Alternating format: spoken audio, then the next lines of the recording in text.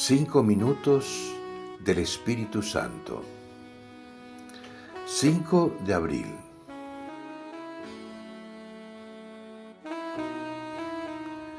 Ven, Espíritu Santo. Sin ti no hay vida que valga la pena.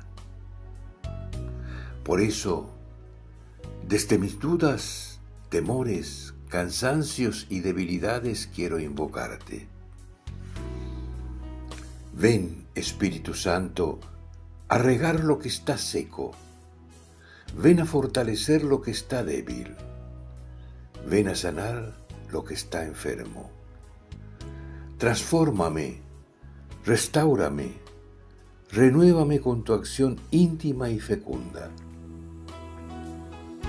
Desde mi pequeñez me convierto en mendigo confiado de tu auxilio. Te suplico que vengas a sanarme del egoísmo, de la comodidad, del individualismo.